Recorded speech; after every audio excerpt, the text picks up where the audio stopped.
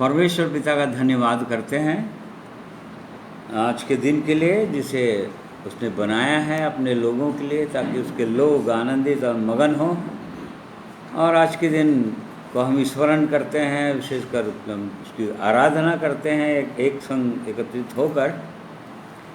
परंतु जो वातावरण है उसके कारण से, कोरोना के कारण से अभी एक साथ एकत्रित नहीं हो पा रहे हैं, परंतु परमेश्वर का धन्यवाद करते हैं कि जो मीडिया के माध्यम से, फेसबुक, जूम और कई ठो मीडिया है जिसके माध्यम से हम परमेश्वर के पवित्र वचन को शेयर कर सकते हैं अपने लोगों के साथ।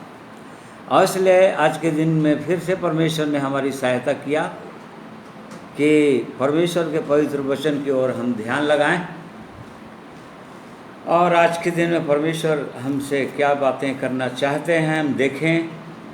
और इसलिए प्रिय भाइयों और बहनों, जितने आज के दिन में ऑनलाइन मेरे साथ जुड़ रहे हैं, मैं आप सबों का धन्यवाद करता हूं। सबों को मैं जय मसीह कहता हूं और सबों के लिए यही प्रार्थना करता हूं कि परमेश्वर आज के दिन में हर एक से अपने पवित्र वचन के द्वारा बातें करें, ताकि हम और भी गंभीरता के साथ अपने जीवनों को देख सकें, जांच सकें। और इसलिए आज के दिन के लिए एक वचन से हम आरंभ करेंगे जो पाया जाता है मीका नबी की पुस्तक और उसका 6वां अध्याय 1 से 5 पद तक पढ़ेंगे।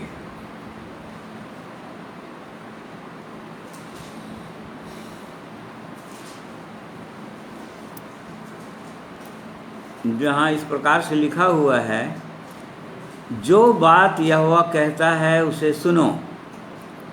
यहाँ पर हेडिंग में है इस्राएल के विरुद्ध परमेश्वर का अभियोग या बातचीत, या परमेश्वर कंप्लेन कर रहा है अपने लोगों को। यहाँ इस्राएल के लिए, और हम जानते हैं कि जो लोग प्रभु यीशु मसीह में नई वाचा के भागीदार हो गए हैं प्रभु यीशु के लहू के द्वारा, उनको वो इस्राएल बोलता है, अपने लोग बोलता है। तो इसलिए यहाँ पर परमेश्वर पुराने नियम के अंदर इस्राएलियों से बातें कर रहा था, आज नए नियम के अंदर अपने लोगों से, प्रभु यीशु की कलीसिया के लोगों से बातें करना चाहते हैं। यहाँ पर इस प्रकार से लिखा है, जो बात यहोवा कहता है उसे सुनो। उठकर पहाड़ों के सामने वाद विवाद कर और टीले भी तेरी सुनने पाएं। हे पहाड़ों और हे पृथ्वी की अटल नींव, यहोवा का वाद विवाद सुनो, क्योंकि यहोवा का अपनी प्रजा के साथ मुकदमा है और वह इस्राएल से वाद विवाद करता है। हे मेरी प्रजा, मैंने तेरा क्या बिगाड़ा है? क्या करके मैंने तुझे उकता दिया है? मेरे विरुद्ध साक्षी दे। मैं तो तुझे मिस्र देश से निकाल ले आया और दासत्व के घर में से तुझे छुड़ा लाया और तेरी अगुवाई करने को मूसा, हारून और मरियम को भेज दिया। हे मेरी प्रजा, स्मरण कर कि मोआब के राजा बालाक ने तेरे विरुद्ध कौन सी युक्ति की और बोर के पुत्र बिलाम ने उसको क्या सम्मति दी। और सित्तीम से गिलगाल तक की बातों का स्मरण कर, जिससे तू यहोवा के धर्म के काम समझ सके। परमेश्वर अपने इन वचनों को आज के दिन में हमारे हृदय में प्रकाशित करें। आइए प्रार्थना करेंगे। सर्वशक्तिमान प्रेमी परमेश्वर पिता, हम आपका धन्यवाद करते हैं आपकी महाकरुणा और दया के लिए कि आपने हमें अब तक जीवित रखा है। इसके बावजूद कि बहुत सारी बातों में हम आपको प्रसन्न नहीं कर सके, आपके प्रति विश्वास योग्य नहीं ठहरे, तो भी आप विश्वास योग्य बने हुए हैं हमारे प्रति। और आज के दिन में आप अपने लोगों से बातचीत करना चाहते हैं। और इसलिए प्रेमी परमेश्वर, हमारी सहायता कीजिए। पवित्र आत्मा परमेश्वर हमारी अगुवाई कीजिए कि आपके पवित्र वचन को हम गंभीरता से सुन सकें, समझ सकें। बोलने में मेरी सहायता कीजिए महान परमेश्वर, और सुनने में हर एक भाइयों बहनों की। और वैसे ही हर कोई आज के दिन में आपके चरणों में अपने जीवन को जांचने पाएँ, दीन होने पाएँ और अपने आप को समर्पित करने पाए आपको। ये अनुग्रह प्रदान कीजिए। प्रार्थना प्रभु यीशु के नाम में मांगते हैं, सुनिए, ग्रहण कीजिए, आमीन। आइए, इससे पहले कि हम परमेश्वर के पवित्र वचन की ओर जाएंगे, परमेश्वर की महिमा में कुछ गीतों को सुनेंगे।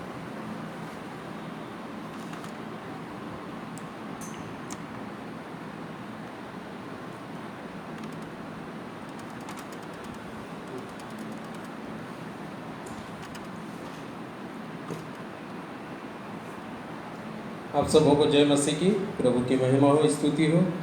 आइए प्रभु की महिमा आराधना करेंगे सब मिल करके। और प्रभु का नाम महान है, जो प्रभु यीशु मसीह है, हमारे जीवनों को अद्भुत शांति प्रदान करने वाला परमेश्वर है। और इसीलिए उसकी महिमा और आराधना हम सब मिल करके करेंगे। जो उसने हमें दिया है उसमें से हम उसकी महिमा और आराधना करेंगे। आइए।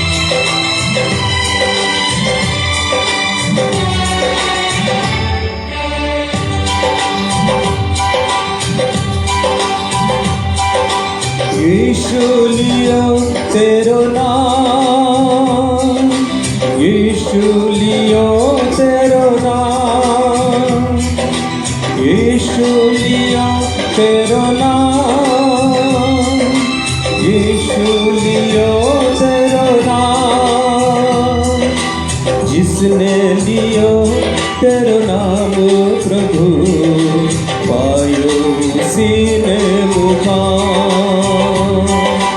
जिसने लियो तेरो नाम प्रभु, पायो उसी ने मुकाम।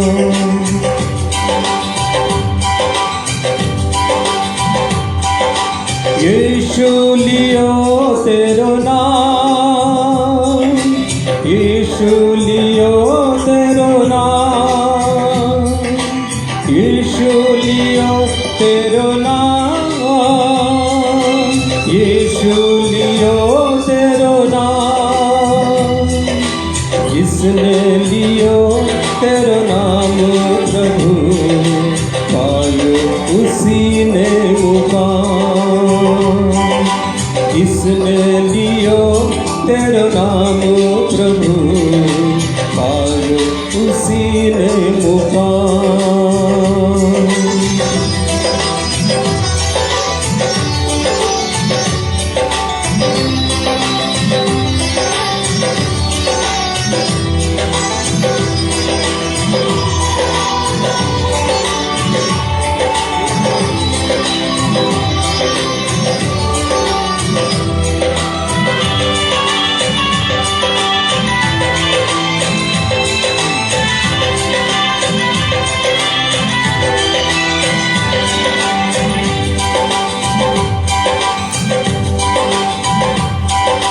सुख चैन मिलते हैं, गम दूर होते हैं, मिटती है सारी परेशानियाँ।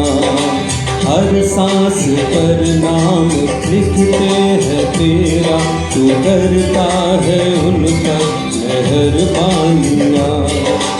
उजड़े मुकद्दर संवर जाते हैं, कदमों में मोती बिखर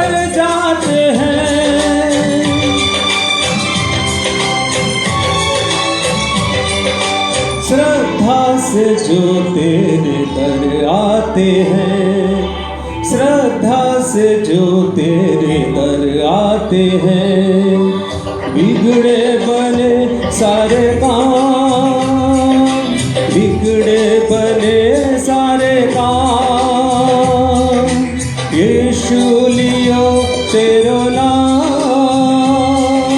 यीशु लियो तेरो नाम, जिसने लियो तेरो नाम प्रभु, पायो उसी ने मुकाम, जिसने लियो तेरो नाम प्रभु, पायो उसी ने मुकाम।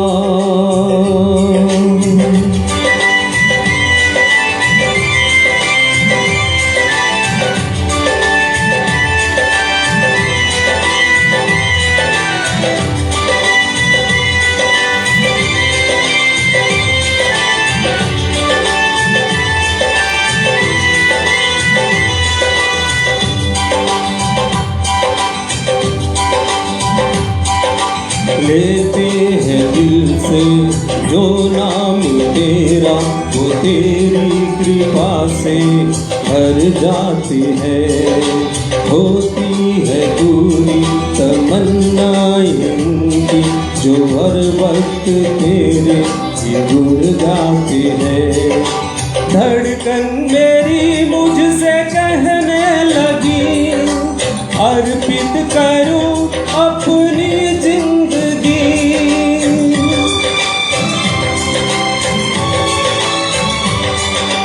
करता रहूं आपकी बंदगी, करता रहूं आपकी बंदगी, दिल को मिले विश्राम, यीशु लियो तेरो नाम, यीशु लियो तेरो नाम, यीशु लियो तेरो नाम,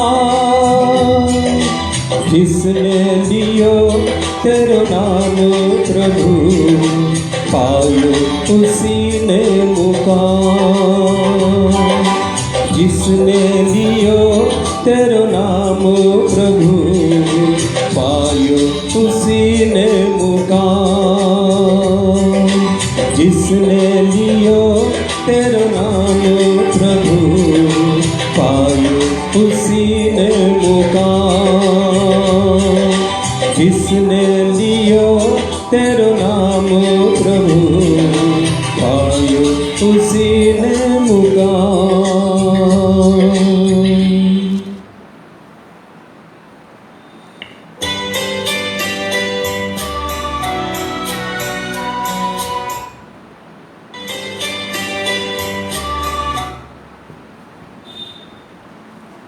प्रभु की महिमा स्तुति में और एक प्रभु के लिए महिमा का गीत गाऊंगा। मेरे प्रिय भाई बहनों, सचमुच में जो उसका नाम लेते हैं उन्हें उनका मुकाम मिलता है आनंद के साथ, और स्वयं प्रभु में बने रह करके जब हम उसका नाम लेते हैं तो वो हमें उस अद्भुत आशीषों को देता है जो प्रभु ने हमें देने की प्रतिज्ञा किया हुआ है। और इसलिए मेरे प्रिय भाई बहनों, प्रभु की महिमा निरंतर करती रहिए, क्योंकि सचमुच में जब हम उसमें बने रहते हैं तो वो आशीषों को प्राप्त करते हैं, क्योंकि उसके बिना हम कुछ नहीं कर सकते। और इसलिए प्रभु की महिमा में एक और गीत आप लोगों के साथ शेयर करूंगा मैं।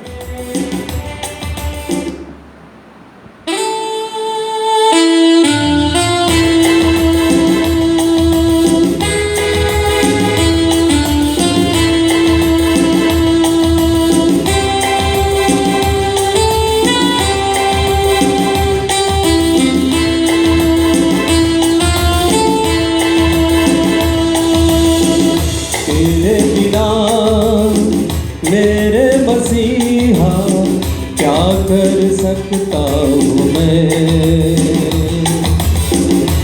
तेरे बिना मेरे मसीहा क्या कर सकता हूँ मैं। निर्बल हूँ इतना मैं तेरे बिना, कैसे करूँ तेरी आराधना। निर्बल हूँ इतना मैं तेरे बिना, कैसे करूँ तेरी आराधना। तेरे बिना मेरे मसीहा क्या कर सकता हूँ मैं। तेरे बिना मेरे मसीहा क्या कर सकता हूँ मैं।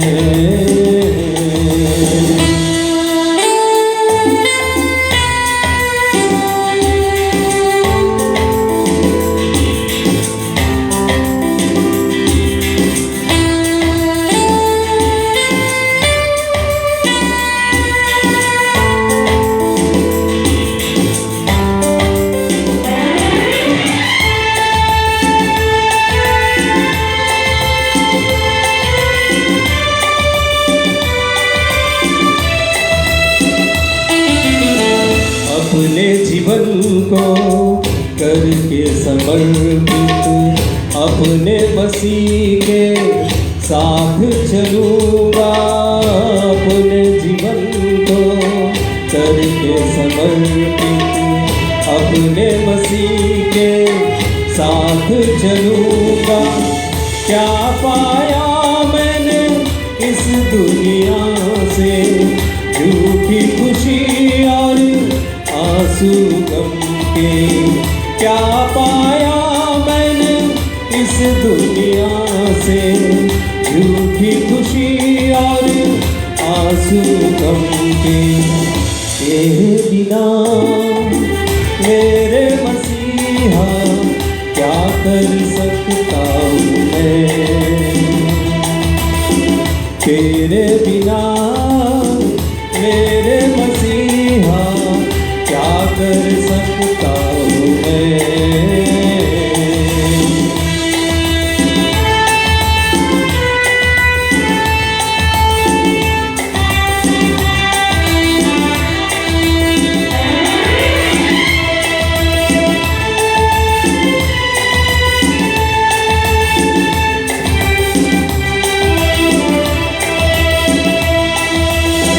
संभाला है मेरे कदमों को तूने, भटक न जाऊं राहों से तेरे। संभाला है मेरे कदमों को तूने, भटक न जाऊं राहों से तेरे।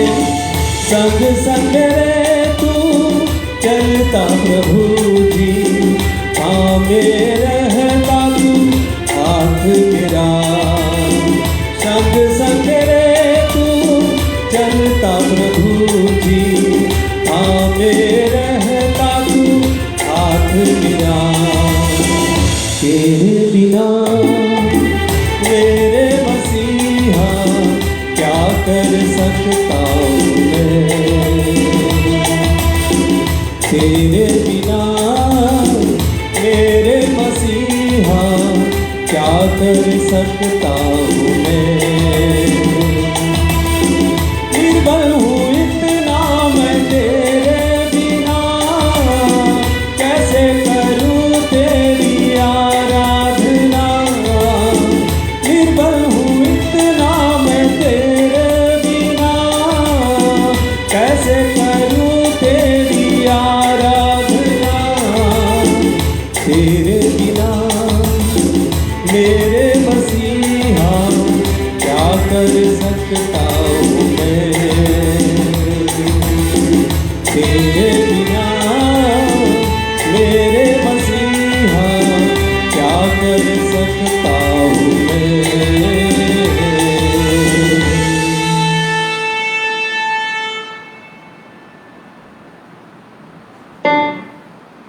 सो प्रभु की महिमा हो, स्तुति हो। आइए हम लोग वचन के भाग में जाएंगे। हम सबको परमेश्वर आशीष दे।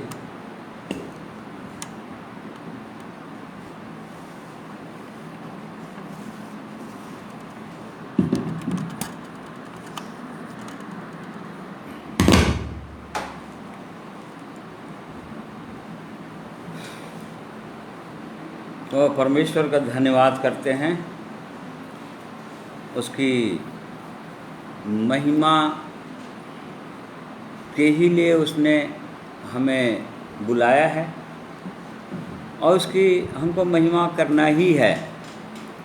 परंतु जिस प्रकार से हम अभी गीत सुन रहे थे कि प्रभु यीशु ने अपने चेलों को कहा था कि तुम मेरे बिना कुछ भी नहीं कर सकोगे, और ये सच है कि यदि परमेश्वर हमारे संग ना हो, परमेश्वर हमारी अगुवाई ना करें, परमेश्वर यदि पवित्र आत्मा के द्वारा हमारी अगुवाई न करें, हमको जय न दिलाएं, तो हम कुछ कर ही नहीं सकते।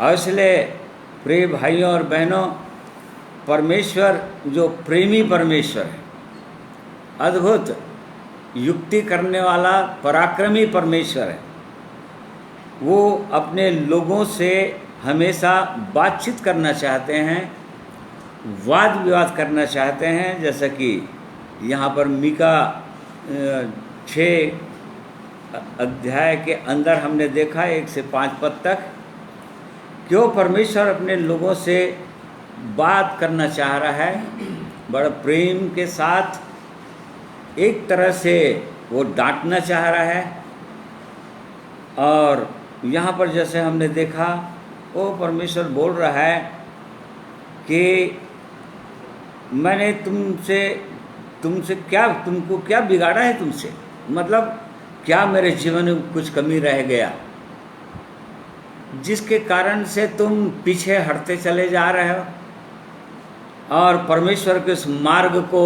छोड़ रहे हो, वो आनंद और शांति को छोड़ते ही चले जा रहे हो। क्यों जीवन ठंडा होता चला जा रहा है? परमेश्वर के प्रति प्रेम, ये परमेश्वर अपने लोगों से बातचीत करना चाहते हैं। और यहाँ पर उनसे यही बात कर रहे थे कि मैंने तो तुझे मिस्र देश से निकाल ले आया और दासत्व के घर में से तुझे छुड़ा लाया, और तेरी अगुवाई करने को मूसा, हारून और मरियम को भेज दिया। उसके बाद फिर क्या कमी रह गया? ओ परमेश्वर आज भी अपने लोगों से बातचीत करना चाहता है। उस परमेश्वर ने हमें भी मिस्र देश से, अर्थात शैतान की गुलामी से, इस संसार से, इस बुरे संसार से हमको भी निकाला, और निकाल कर ये जो दासत्व का घर था, बोल रहा है गुलामी का घर था, जहाँ पर शैतान लगातार सता ही रहा था, अपने लोगों को सता रहा था, गुलाम बना के रखा था, अपनी इच्छा को हमारे द्वारा वो पूरा करवा रहा था। परंतु परमेश्वर का हम धन्यवाद कर सकते हैं कि उसने हमें भी छुड़ाया मिस्र देश से, शैतान की गुलामी से, और उसके बाद अगुवाई करने के लिए यहाँ पर उनको मूसा, हारून और मरियम को भेज दिया था, बोल रहा है, जो पिता, पुत्र और पवित्र आत्मा के प्रतीक हैं। यहाँ पर परमेश्वर सहायता करने के लिए वो हमेशा तैयार है। वो अपने पुत्र को भेज दिया, और वैसे ही पवित्र आत्मा को भी अपने लोगों के हृदय के अंदर बसा दिया। अब वो चाहता है कि मैंने अगुवाई करने के लिए सब कुछ तो दे दिया है, और ये सच है। ये हमारे जीवन में ये उत्तम वरदान परमेश्वर ने दिया, उत्तम वरदान बरसाया स्वर्ग से, वचन उसने हमें दिया है, और वचन की बहुत गहरी गहरी बातों को भी अब तक सीखने में, समझने में उसने हमारी सहायता की है। फिर उसके बाद और क्या हो गया? क्यों आगे नहीं बढ़ रहे हो? यहाँ पर परमेश्वर अपने लोगों को बोल रहे थे, और ये बोल रहे थे कि क्या कारण है कि तुम मेरी आज्ञा नहीं मान रहे हो? यद्यपि ये लोग बलिदान चढ़ाते थे, 6 पद से आगे लिखा हुआ है कि वो लोग बलिदान चढ़ाते थे भेड़ों बकरों मेमनों का, परंतु ये यहाँ पर परमेश्वर बोल रहे थे क्या मैं उनसे प्रसन्न होता हूँ क्या भेड़ बकरों के बलिदान से? नहीं प्रसन्न होता हूँ बोलता है, केवल अपनी आज्ञा अपनी बातों के माने जाने से प्रसन्न होता हूँ बस। और इस प्रकार से वो परमेश्वर से बात कर रहा है और इसलिए उनको स्मरण दिलाना चाह रहा है कि देखो मैं तुम्हारे साथ कैसे निकाला हूँ मिस्र देश से। ये बताना चाह रहे थे यहाँ पर परमेश्वर इस्राएलियों को बोल रहे थे, मेरी प्रजा स्मरण कर कि मोआब के राजा बालाक ने तेरे विरुद्ध कौन सी युक्ति की और बोर के पुत्र बिलाम ने उसको क्या सम्मति दी, और सित्तीम से गिलगाल तक की बातों का स्मरण कर जिससे तू यहोवा के धर्म के काम समझ सकेगा। तो इसको यदि हम स्मरण करेंगे तो जैसे परमेश्वर के लोग मिस्र की गुलामी से छूटकर चले आ रहे थे और जंगल के मार्ग में थे, तो दुष्ट राजाओं को नाश करना था परमेश्वर को अपने लोगों के द्वारा, परंतु वे सारे लोग इस्राएलियों के खिलाफ थे, उनसे भयभीत भी बहुत थे इस्राएलियों से, क्योंकि ये लोग परमेश्वर की प्रजा है करके, और परमेश्वर इनके लिए बहुत अद्भुत अद्भुत काम करता है, आश्चर्य कर्म करता है। और इस कारण से वो कनान देश जाने के लिए निकले थे तो मार्ग में परमेश्वर के लोगों से बहुत भयभीत थे कि परमेश्वर के लोग जिनके साथ उनका परमेश्वर रहता है और उनके साथ होकर उनके बीच में बड़े बड़े आश्चर्य कर्म करता है, वो राजाओं को परास्त कर देता है, राजाओं पर विजय दिला देता है, शत्रुओं पर विजय दिला देता है। इस कारण से भयभीत रहते थे वो लोग और तब ये चाहते थे कि ये परमेश्वर की प्रजा नाश हो जाए किसी तरह से या श्रापित हो जाए, इनके अंदर श्राप आ जाए, जैसे और लोगों के अंदर श्राप था पूरी रीति से। बिल्कुल वैसे ही आज भी हम जानते हैं कि हमारे शत्रु आज मनुष्य नहीं है, मांस और लहू नहीं है, परंतु शैतान और शैतान की सेनाएं, दुष्ट आत्माएं हैं हमारे शत्रु, क्योंकि वो प्रभु यीशु के भी शत्रु हैं।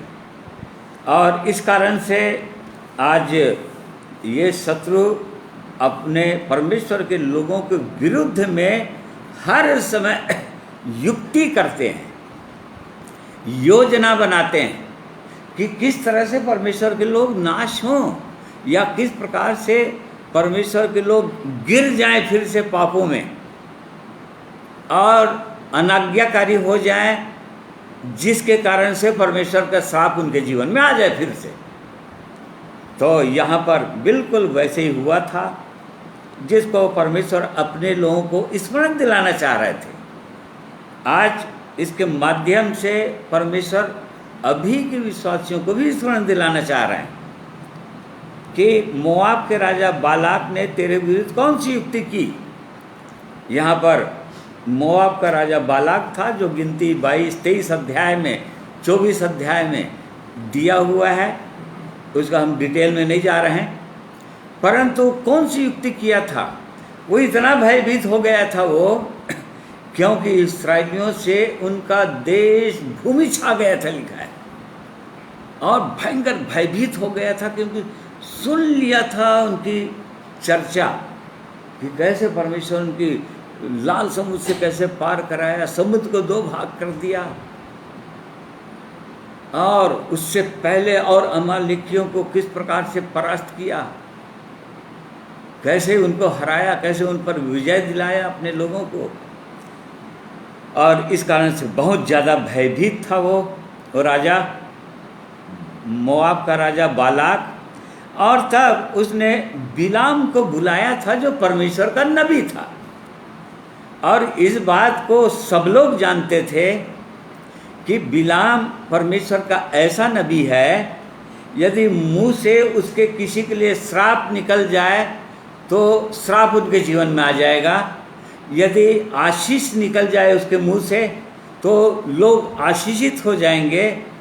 इस बात को बालाक जानता था और इसी कारण से उसने बिलाम को बुलाया था और उसको लालच दिया था कि मैं तुम्हारे घर को सोना चांदी से भर दूंगा और बहुत बड़ी प्रतिष्ठा करूंगा, सम्मान करूंगा लोगों के सामने, और तब फिर आजा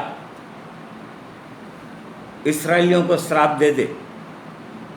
तो वो उसकी बात को मानना चाह रहा था वैसे, क्योंकि बिलाम लालची था, परमेश्वर का नबी था, लेकिन लालच उसके अंदर था और इस कारण से वो वैसे चाह रहा था कि यदि परमेश्वर कहेगा मुझको जाने के लिए, अपने लोगों को श्राप देने के लिए, तो मैं श्राप दे दूंगा, परंतु मैं परमेश्वर की इच्छा के बिना कुछ भी नहीं कर सकता। इस बात को पहली बार में उसने कहा और लौटा दिया बालाक के लोगों को, और तब फिर बालाक ने देखा कि लौटा दिया तो और बहुत सारे लोग और उनसे भी प्रतिष्ठित लोगों को और बहुत ऊंचा ऊंचा महंगा महंगा गिफ्ट देकर अपने लोगों को फिर से भेजा।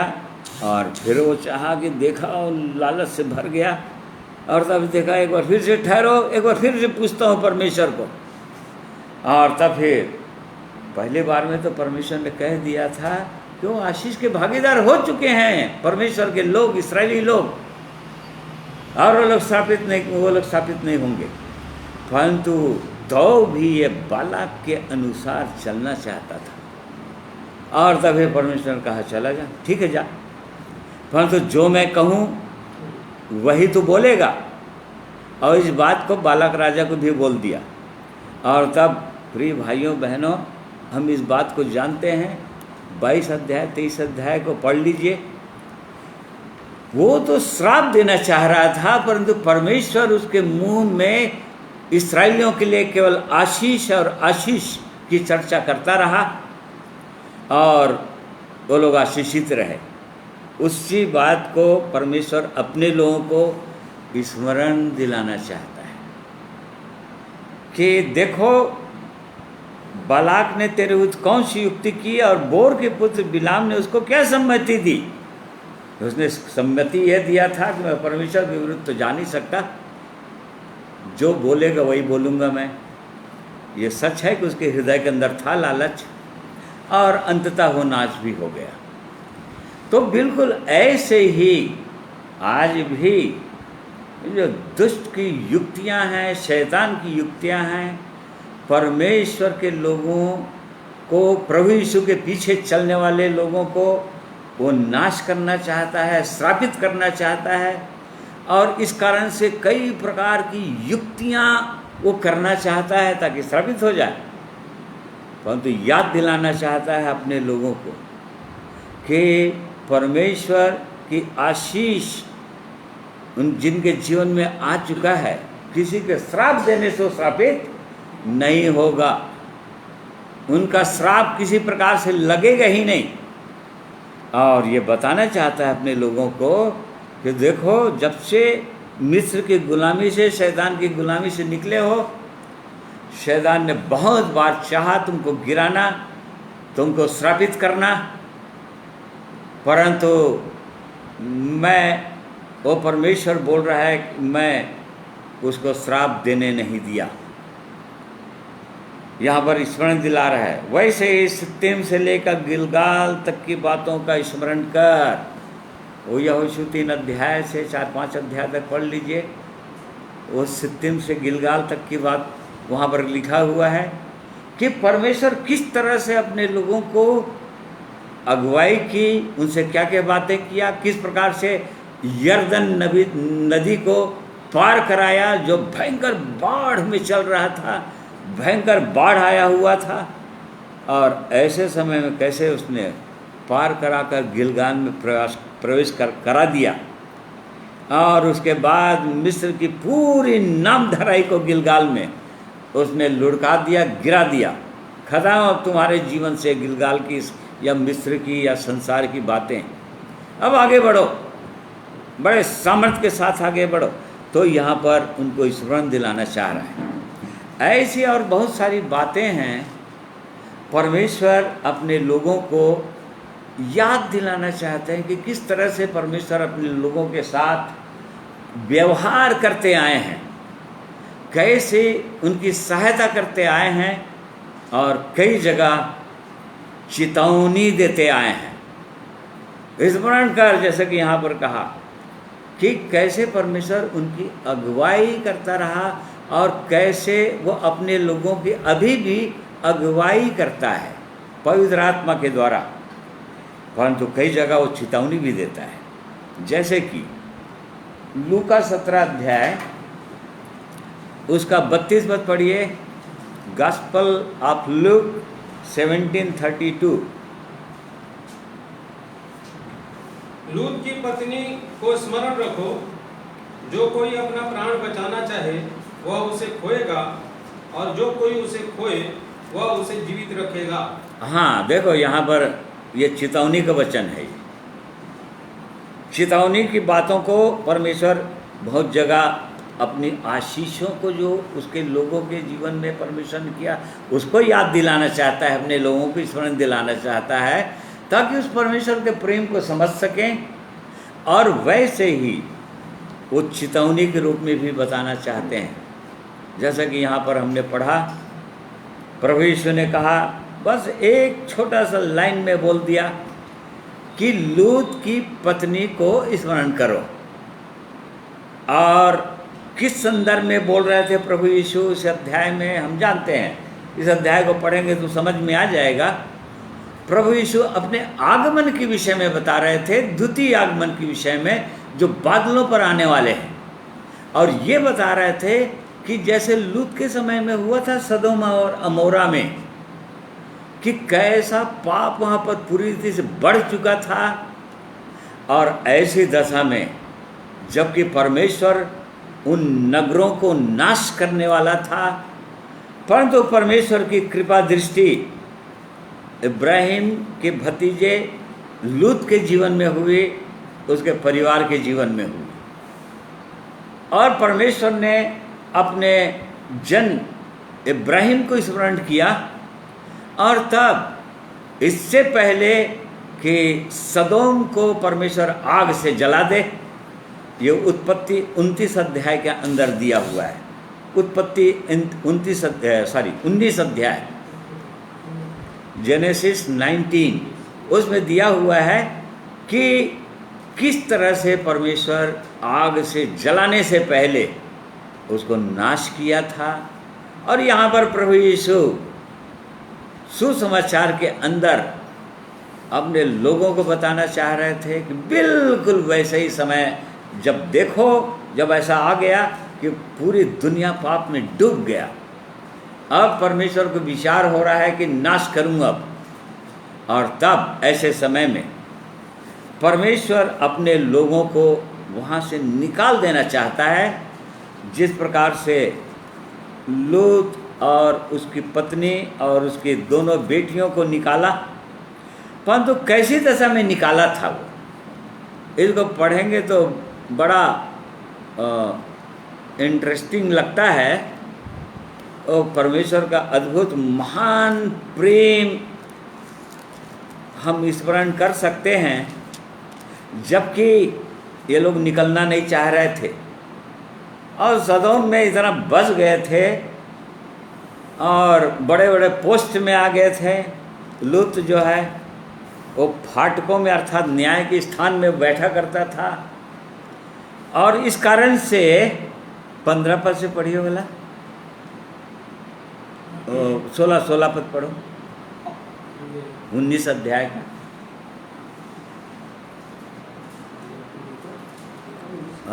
नहीं, उत्पत्ति 19।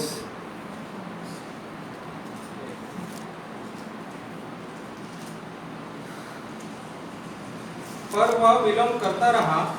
इस पर उन पुरुषों ने उसका और उसकी पत्नी और दोनों बेटियों के हाथ पकड़े, क्योंकि यहोवा की दया उस पर थी, और उनको निकालकर उनके बाहर नगर के बाहर कर दिया। हाँ, देख लीजिए, वो जो परमेश्वर अपने दूतों को भेज दिया था ताकि इनको नाश होने वाले नगर से निकाल दे।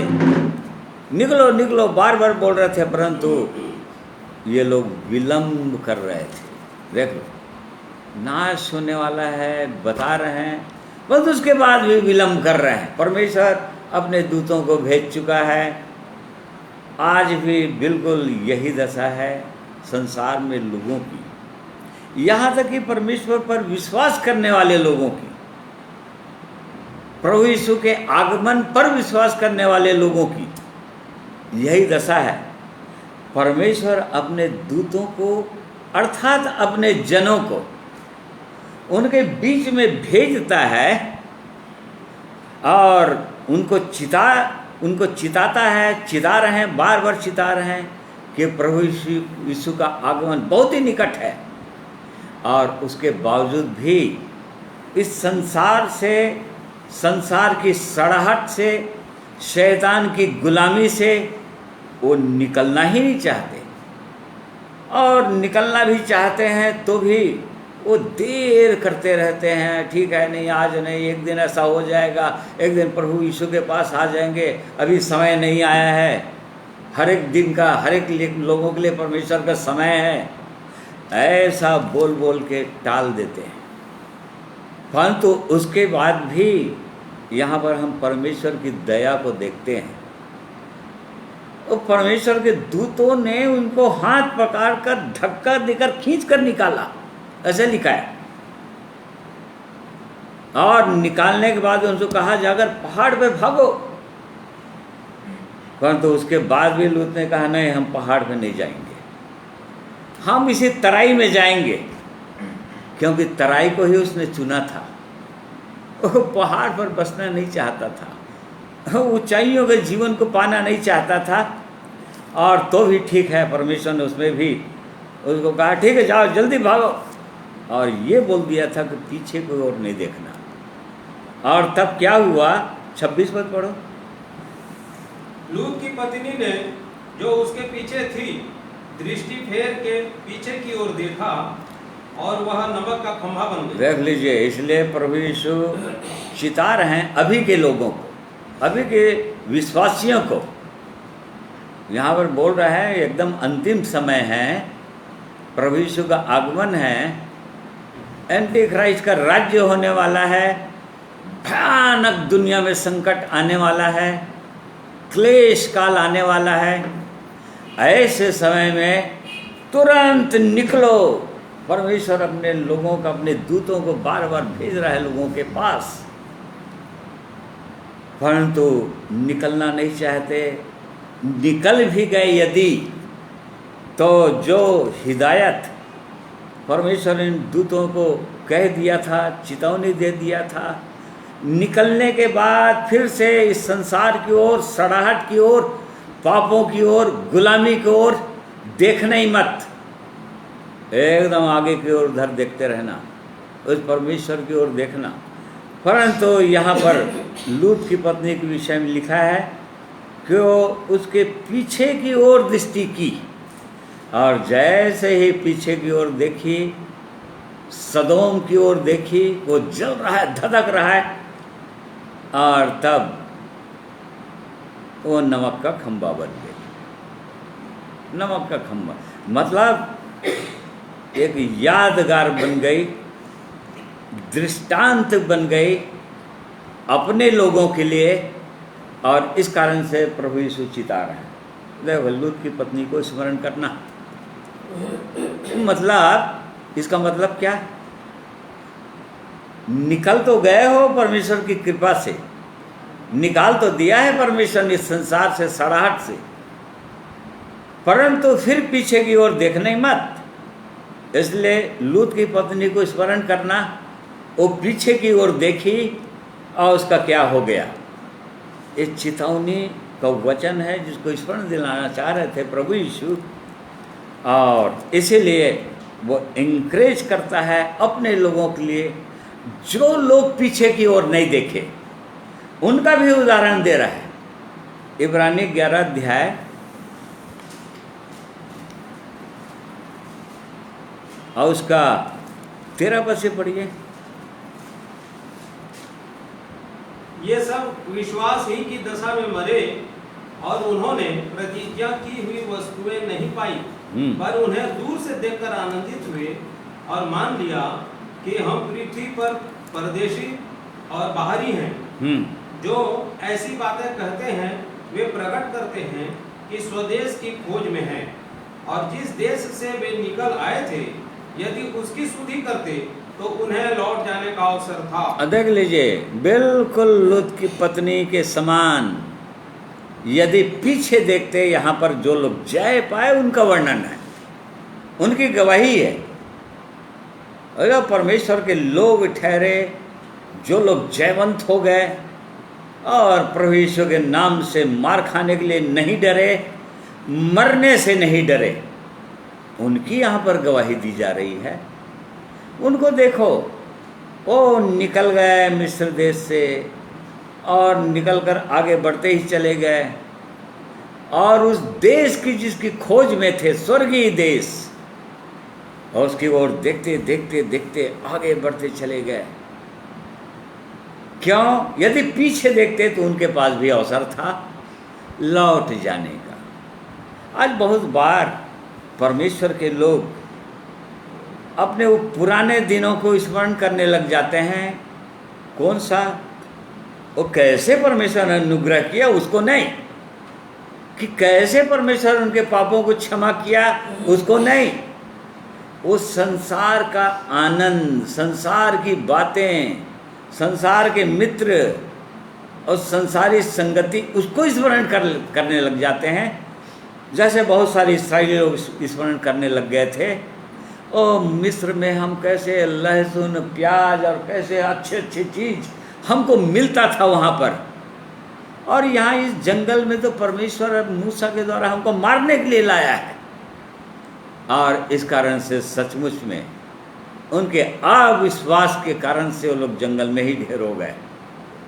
परंतु परमेश्वर यहाँ पर अपने लोगों के द्वारा जो लोग जय पाए, उनके पास भी अवसर था पीछे देखने के लिए, पीछे मुड़ने के लिए, परंतु नहीं, वो लोग आगे ही देखते रहे। क्योंकि स्वर्गीय देश की खोज में थे। और जो लोग ऐसे खोज में रहते हैं, जो लोग आगे बढ़ते चले जाते हैं, वो पीछे संसार की ओर बिल्कुल देखते नहीं। परमेश्वर वहाँ से आपने मुझको निकाल दिया, अब मेरी दृष्टि आपकी ओर है। और ये उदाहरण है, गवाहों के बादल हैं, जो कैसे जय पाते हुए निर्धरता के साथ कैसे आगे बढ़े। उसी का 10 अध्याय का 32 पद पढ़ो बोला। परंतु उन पिछले दिनों को स्मरण करो जिनमें तुम ज्योति पाकर दुखों के बड़े संघर्ष में स्थिर रहे। देखो यहाँ पर स्मरण दिला रहा है परमेश्वर अपने लोगों को।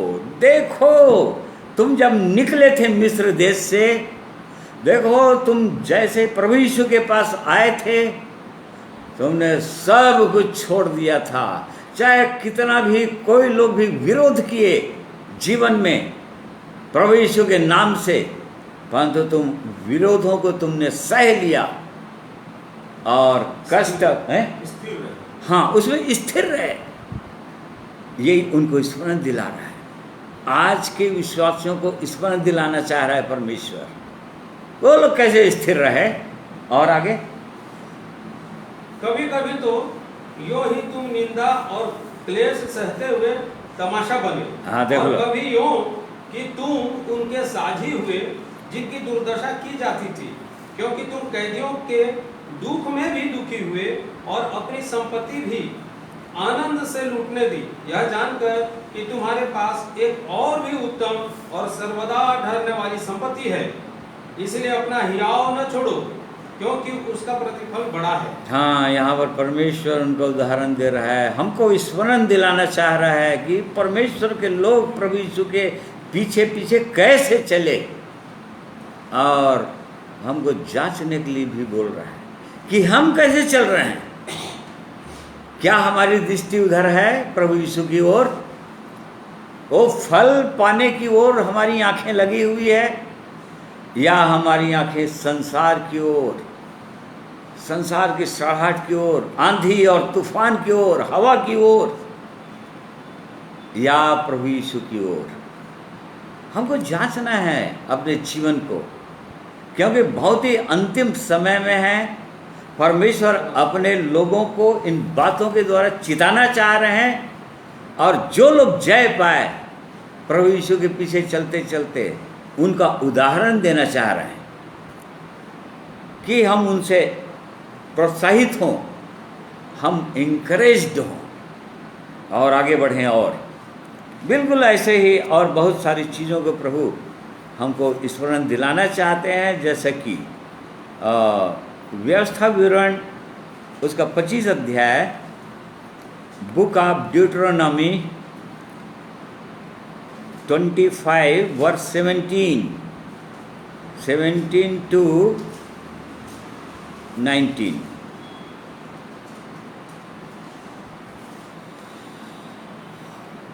स्मरण रख कि जब तू मिस्र से निकल कर आ रहा था, तब अमालेक ने तुझसे मार्ग में क्या किया, अर्थात उनको परमेश्वर का भय न था। इस कारण उसने जब तू मार्ग में थका माना था, तब तुझ पर चढ़ाई करके जितने निर्बल होने के कारण सबसे पीछे थे, उन सबों को मारा। हाँ, इस बात को हमको भी स्मरण दिलाना चाह रहे हैं परमेश्वर। स्मरण करो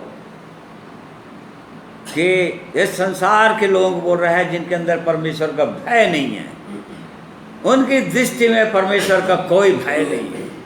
ओ बहुत कोई परमेश्वर नहीं बोलते हैं, कई लोग एकदम नास्तिक होते हैं। और इस कारण से जब परमेश्वर के लोग मिस्र से निकलकर चले आ रहे थे, तो अमालेक ने तुझसे मार्ग में क्या किया था, वो निर्गमन 17 अध्याय में दिया हुआ है। वो अमालेकी आकर इस्राएलियों को घेर लिए थे, उनको आगे बढ़ने नहीं देना चाह रहे थे। और तब परमेश्वर मूसा को कहा, और यहोशू और हूर को कहा, हारून को कहा, चलो पहाड़ पर चलो। और तब उन्होंने छांटा ऐसे लोगों को, योद्धा लोगों को, और उनको मैदान में उतार दिया, जाओ कि अमालेकियों को समाप्त कर देना।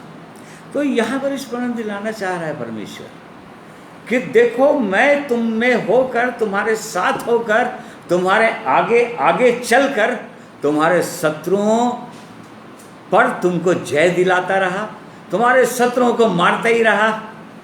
इस चीज़ को तुम स्मरण करो। और साथ ही साथ चेतावनी दे रहा है, देखो जो लोग मार्ग के कारण से थके हुए थे, थक गए थे, उन पर ये अमालेकी लोग चढ़ाई कर दिए। क्यों? क्योंकि थक जाने के कारण से थोड़ा सा निर्बल हो जाते हैं, और इसीलिए उस निर्बलता को दूर करने के लिए परमेश्वर बार बार बोलता है अपने वचनों में। पौलुस फिर बार बार बोलता है, अपना बल बढ़ा, निदान। परमेश्वर उसकी शक्ति के प्रभाव में बलवंत बन। कब बल बनेगा? और थके हारों को प्रभु यीशु, ऐसे थके हारों को बुला रहा है प्रभु यीशु, जो प्रभु यीशु के पवित्र मार्ग में चलते चलते चलते थक गए, और थक गए, निर्बल हो गए, और पवित्र आत्मा नहीं दिखाई दे रहा है, अनुभव नहीं हो रहा है, अब उसकी सामर्थ्य अनुभव नहीं हो रहा है।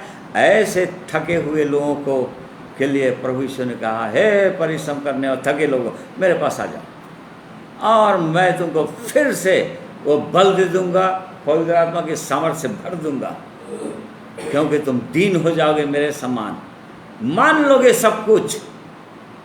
तो यहाँ पर ये स्मरण दिला रहा है परमेश्वर, और ये बोल रहा है अमालेकियों को धरती पर से नाश कर देना। तो यहाँ पर वहाँ परमेश्वर अपने लोगों को, जो परमेश्वर के लोगों के शत्रु थे और पूरी रीति से पापों में डूबे थे, इस कारण से नाश करना चाहता था कि कहीं उनका स्वभाव परमेश्वर के लोगों के अंदर ना आ जाए। आज के दिन में अमालेक ही हमारे शरीर को बोलता है। अमालेक ये हमारा शत्रु है, एक विश्वासियों का शत्रु है वो, और उसको पूरा नाश करना अर्थात कुछ पर चढ़ा देना, मर दो। तो इस प्रकार से वो स्मरण दिलाता है। फिर और एक स्मरण दिलाया उसने, क्या, इसी का 24 अध्याय, व्यवस्था विवरण 24 अध्याय, उसका 8 पद से पढ़िए। कोढ़ की व्याधि के विषय में चौकस रहना, और जो कुछ लेवी याजक तुम्हें सिखाएं उसी के अनुसार यत्न से करने में चौकसी करना। जैसी आज्ञा मैंने उनको दी है वैसा करने में चौकसी करना। स्मरण रख कि तेरे परमेश्वर यहोवा ने जब तुम मिस्र से निकलकर आ रहे थे तब मार्ग में मरियम से क्या किया। देखो, स्मरण रखो, इनको चिता रहा है। याद करो कि जब तुम मार्ग से चले आ रहे थे मिस्र से निकलकर, और रास्ते में ही परमेश्वर मरियम से क्या किया था, उसको याद करो। और हमको याद करना चाहिए। आपको याद होगा, गिनती की पुस्तक में दिया है 12 अध्याय में कि मरियम ने क्या किया था, हारून ने क्या किया था। अपने बड़े भाई मूसा के विरोध में ये लोग खड़े हो गए थे, और जिसके विषय में परमेश्वर ने गवाही दिया कि ये मेरा जन है जिसको मैंने चुना है, और पृथ्वी भर में इसके समान नम्र व्यक्ति कोई नहीं है। यदि कोई भोजदक्ता होगा तो दर्शन में बात करूंगा उसको, परंतु ये मेरा ऐसा जन है, ऐसा नम्र व्यक्ति है जिसे मैं आमने सामने बात करता हूँ। तो मेरे दास के विरुद्ध बोलने से डरे क्यों नहीं। देखो, उसी के छोटा भाई सगा और छोटी बहन मरियम को परमेश्वर बोल रहा था।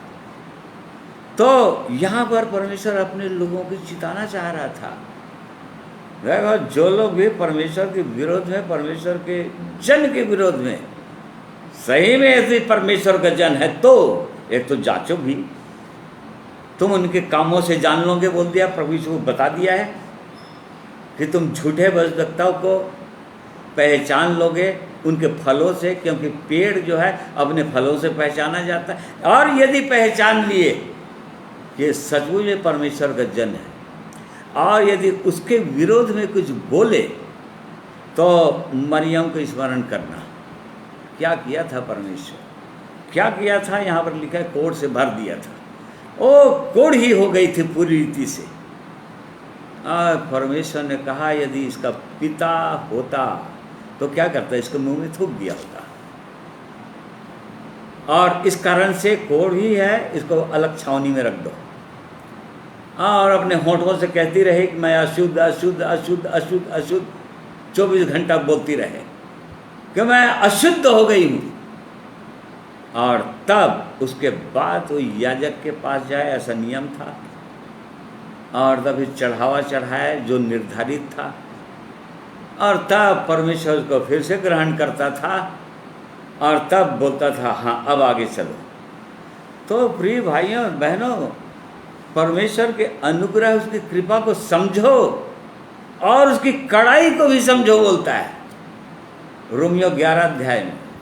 तुमने उसके अनुग्रह को देख लिया, उसके प्रेम को देख लिया, उसके धीरज को देख लिया, उसकी कड़ाई को भी देख लो आप। वो परमेश्वर ऐसा कड़ा परमेश्वर है, उसको ऐसे ही मत समझ जाना अपने समान। तो यहाँ पर उसको स्मरण दिलाना चाह रहा था, मरियम को स्मरण करना।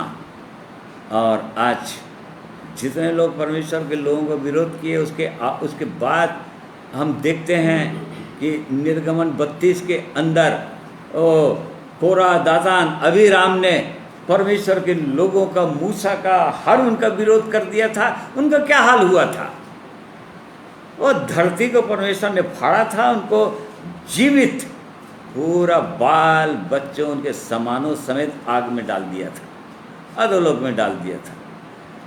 परमेश्वर यहाँ पर चिताना चाह रहा है कि मरियम को स्मरण करना।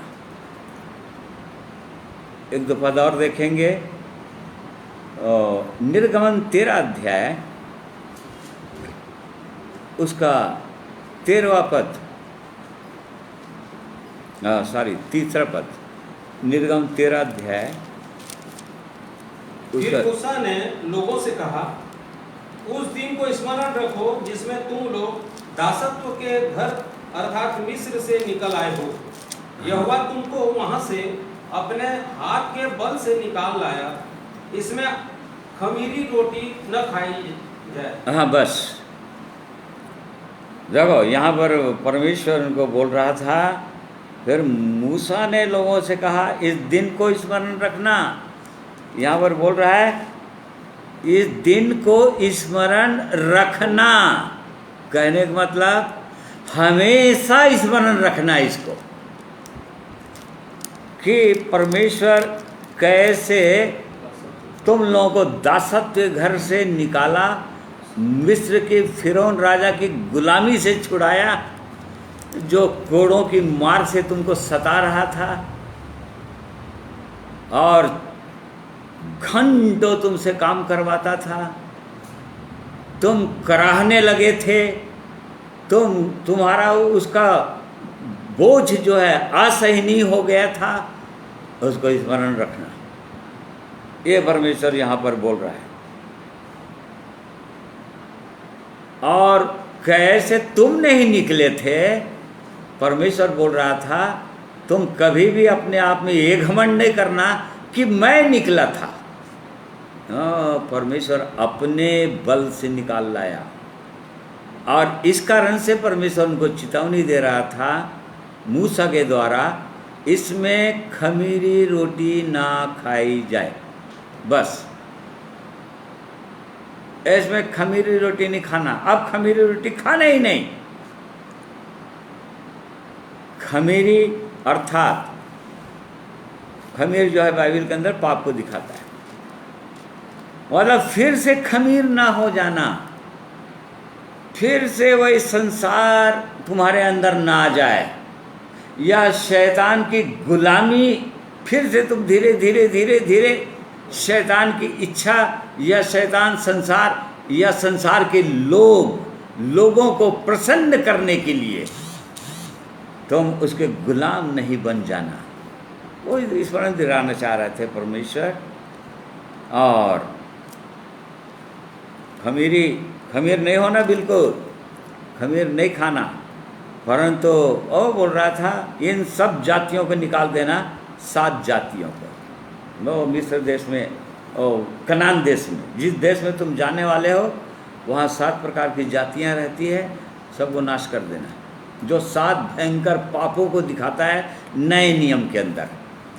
तो इसलिए प्रिय भाइयों और बहनों, ये परमेश्वर का महान प्रेम है, उसका अनुग्रह है कि परमेश्वर अपने लोगों को कैसे गुलामी से छुड़ाया है, हमको स्मरण करना चाहिए।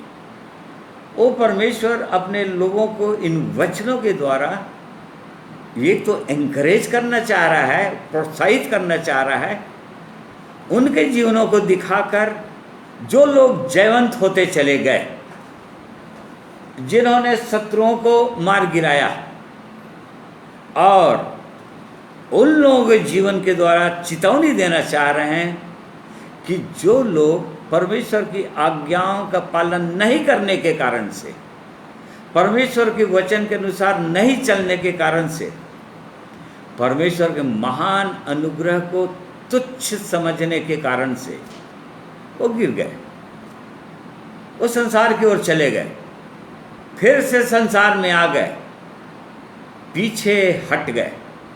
उनको भी दिखाना चाह रहा है, और इसलिए बोल रहा है कि पीछे नहीं हटना। प्रभु यीशु ने चिताया और अपने लोगों को, यदि तुम मेरे पीछे आना चाहते हो। एक व्यक्ति ने कहा भीड़ में, ए प्रभु, जहाँ जहाँ तू जाएगा मैं जाऊँगा, तेरे पीछे चलूँगा। और उसने क्या कहा, यदि चलना है, परंतु एक बात, अपने लोगों से मिल लेता हूँ, विदा हो लेता हूँ, और तभी तेरे पीछे। क्या कहा था प्रभु, जो कोई हल पर हाथ रख के पीछे देखता है वो मेरे योग्य है ही नहीं, वो परमेश्वर के राज्य के योग्य नहीं।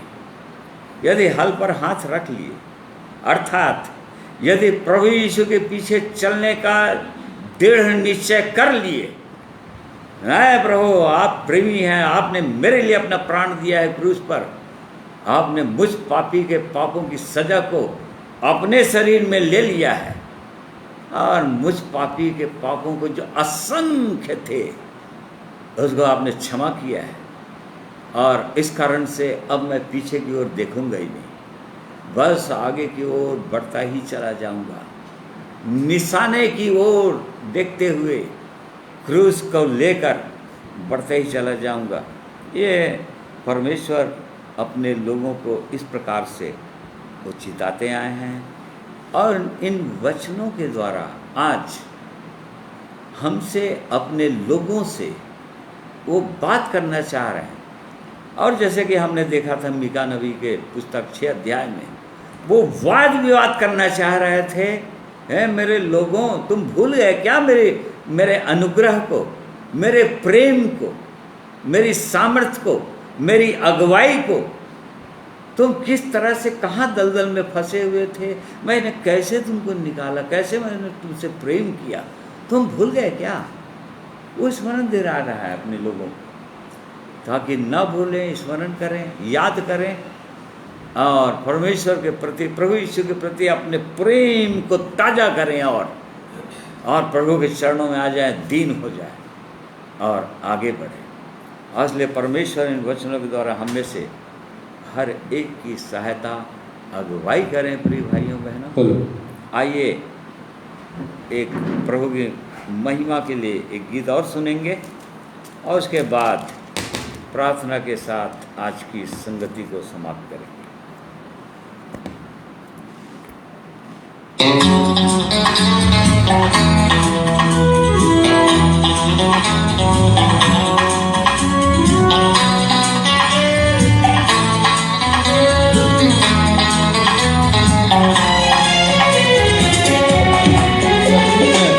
भाई बहनों, हमें याद रखना चाहिए दिल से कि उसने हमारे लिए बहुत बड़े बड़े काम किए हैं।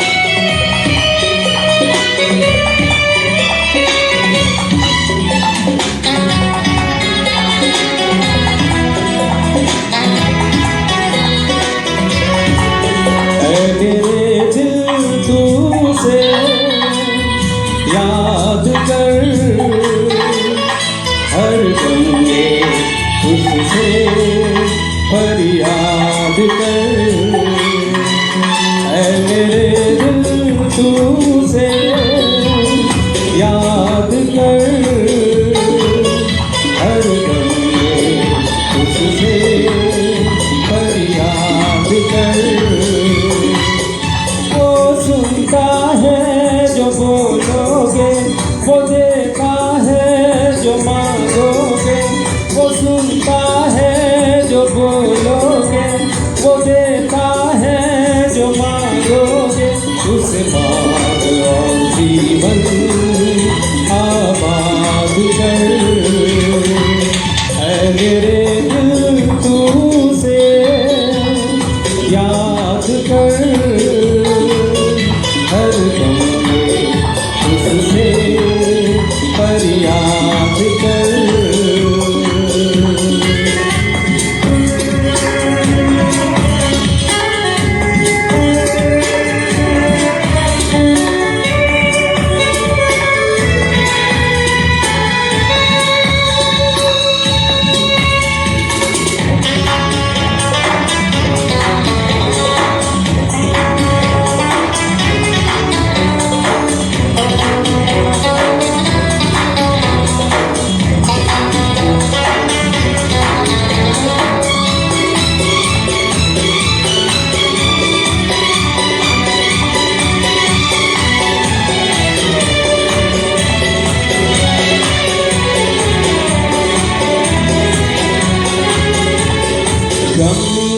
को सुकून और दर्द से राहत, बेचैन दिल को भी चैन देता वही है। सूरज को रोशनी, चंद्रा को चांदनी, तारों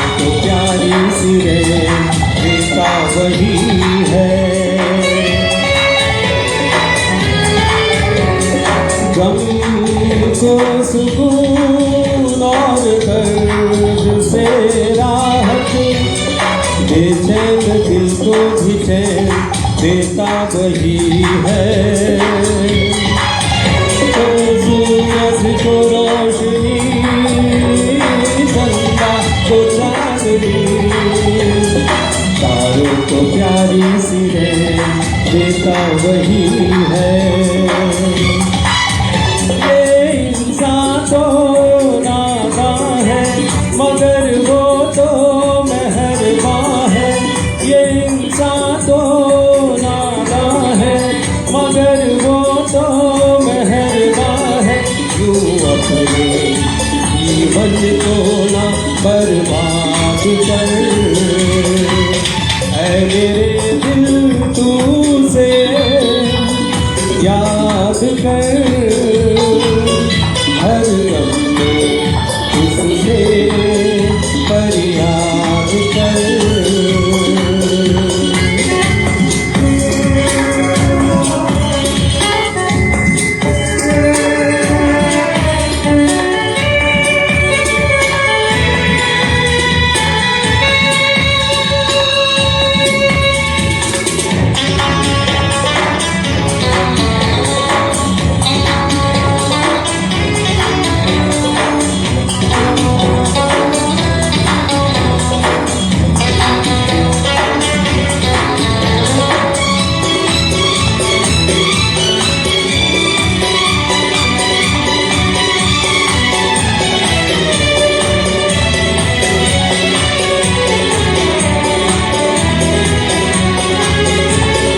उसकी पनाह में आके दुनिया हंसी लगे, उसका ही लेकर के नाम बन जाए हर काम।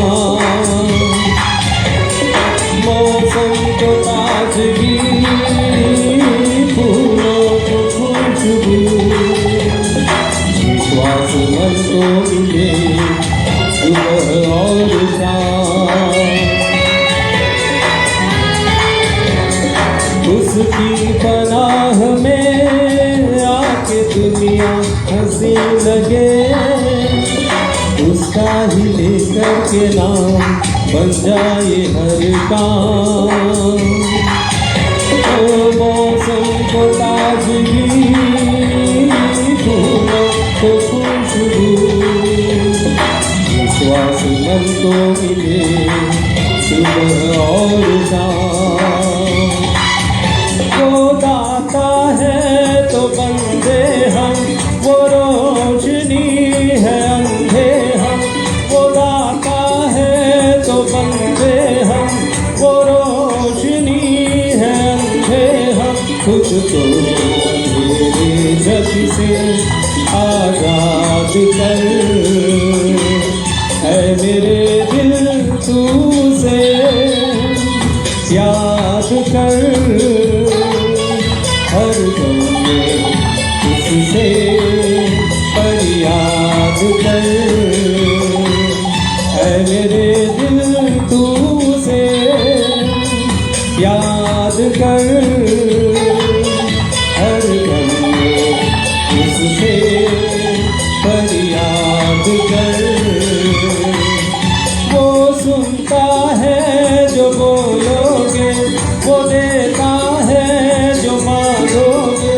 वो सुनता है जो बोलोगे, वो देता है जो मांगोगे। उस मांग और जीवन आबाद कर, है मेरे दिल तू से याद कर, हर गम में उससे फरियाद कर, हर गम में उससे फरियाद कर, हर गम में उससे फरियाद कर।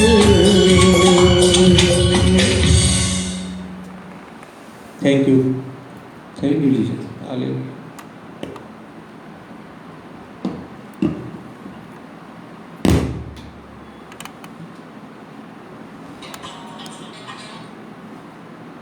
सुंदर गीत के लिए धन्यवाद करते हैं।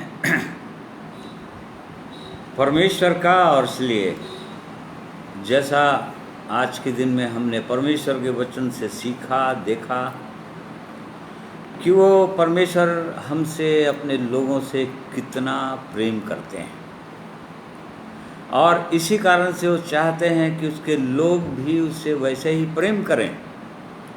और जिस बुलाहट से उसने हमें बुलाया है, हम बिल्कुल उसी बुलाहट के अनुसार, उसके पवित्र वचन के अनुसार चलें। और इस कारण से प्रिय भाइयों और बहनों, आइए प्रभु के चरणों में आइए, दीन होइए, टूटिए परमेश्वर के चरणों में आकर, हे प्रभु आपने मुझसे कितना प्रेम किया है और आज मेरा जीवन कैसा है, और इसलिए अपने जीवन को समर्पित कीजिए पूरी रीति से। प्रभु के प्रेम की ओर, क्रूस की ओर देखिए, उसकी लहू की ओर देखिए, और उसकी सहायता, उसकी अगुवाई की ओर देखिए जो अब तक करते आ रहा है।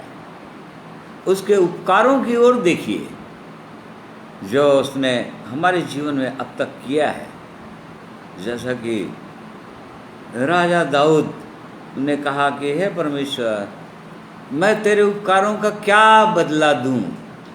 भजन 116 15 पद लिखा है, 12 पद में। मैं कुछ दे नहीं सकता परमेश्वर आपको, और वो आप परमेश्वर आप कुछ चाहते भी नहीं हैं मनुष्य। यहाँ तो धनी परमेश्वर है, आपके पास क्या कमी है। और इसी कारण से इस बात को राजा जानता था। वो तो राजा था इस्राएल का, यहूदा का, और इस कारण से वो जानता था वो उसको, उस परमेश्वर को और कुछ नहीं चाहिए। और इसी कारण से उसने कहा, मैं ये सुधार के कटोरे को उठाकर तुझसे प्रार्थना करता हूँ, अर्थात अपना सर्वस्व, अपना जीवन को ही आपको चढ़ा देता हूँ महान परमेश्वर, क्योंकि मैं जानता हूँ कि टूटा मन आपके योग्य बलिदान ठहरता है। अब उसी से प्रसन्न होते हैं आप। और इसलिए आज के दिन में आइए, परमेश्वर के चरणों में आइए, अपने जीवन को सौंपिए, स्मरण कीजिए, फिर से उठिए, आपस में प्रेम कीजिए एक दूसरे से, क्योंकि तभी लोग जानेंगे कि परमेश्वर के चेले हैं हम। और इसलिए परमेश्वर हमें से हर एक की सहायता, अगुवाई करे। आइए प्रार्थना करें। प्रेमी परमेश्वर पिता, हम धन्यवाद करते हैं आपके महान प्रेम के लिए। हमने देखा आपके पवित्र वचन में कि आप अपने लोगों से बहुत प्रेम करते हैं। हाँ परमेश्वर, आप छोड़ते नहीं हैं। इसके बावजूद कि आपके विरोध में चलने के बाद भी आप पहले चेतावनियाँ देते हैं, कई बार अपने वचन के द्वारा चिताते हैं, और इस प्रकार से चाहते हैं कि आपके लोग लौट आएं, दीन हों, वही पहला सा प्रेम आ जाए हर एक के हृदय के अंदर, और आपसे वैसे ही प्रेम करने लगें, आपके लोगों से वैसे ही प्रेम करने लगे। महान परमेश्वर, हमें से हर एक की सहायता कीजिए। आज के दिन में आपने अपने उन लोगों के जीवन के द्वारा हमको चिताना चाहा है, हमें एनकरेज करना चाहे हैं, अपने लोगों के जीवन को दिखाकर, और अपनी भलाई को भी बताना चाहें कि आपने उनके साथ कैसी भलाइयाँ की। अपने सामर्थ्य को बताना चाहते हैं कि आप कैसे सामर्थ्य परमेश्वर हैं आप। और इसलिए इन बातों को जांचते हुए, जानते हुए अपने आप को आपके हाथों में सौंप देते हैं। महान परमेश्वर, हमारी सहायता, हमारी अगुवाई कीजिए। अपने पवित्र लहू से धोकर शुद्ध कीजिए प्रभु। पवित्र आत्मा का अभिषेक दीजिए हर एक को।